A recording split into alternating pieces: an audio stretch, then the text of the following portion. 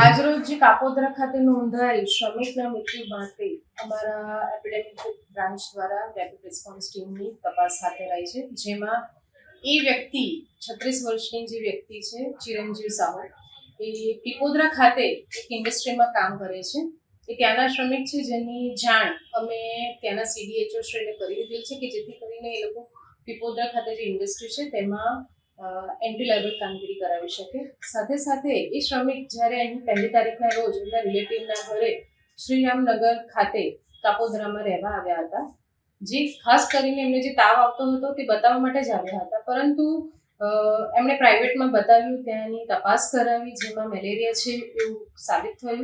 નહીં તેમના તે મેડિકલ કન્સલ્ટન્ટ દ્વારા એમને સ્મીમેર અને સિવિલ ખાતે કોઈ પણ એક જગ્યાએ દાખલ થવા માટે એમને સૂચન કરવામાં આવ્યું હતું, પરંતુ તેમના દ્વારા ના પાડવામાં આવી હતી. અને હવે 2 તારીખના રોજ જ્યારે એમના મકાન માલિક દ્વારા એમને કહેવામાં આવ્યું કે તમને જો આટલી તકલીફ પડતી હોય તો સ્મીમેર ખાતે દાખલ થઈ જાઓ.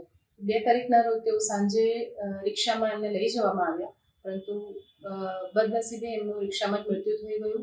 108 દ્વારા સ્મીમેર ખાતે એમને દાખલ કરવામાં આવ્યા, જ્યાં જ ECG અને બીજા વાઇટલ્સ ચેક કરતા તેમને મૃત જાહેર કરવામાં આવ્યા હતા. એ સાથે સાથે અમે કાપોદ્રા ખાતે પણ અમારી સર્વેલન્સની ટીમ સતત કાર્યરત છે અને ઘરોનો સર્વે કરી રહી છે, અને જ્યાં જ્યાં મચ્છરોના બ્રીડિંગ મળે છે, જ્યાં જનજાગૃતિની જરૂર છે તે કામગીરી હાથ ધરી છે.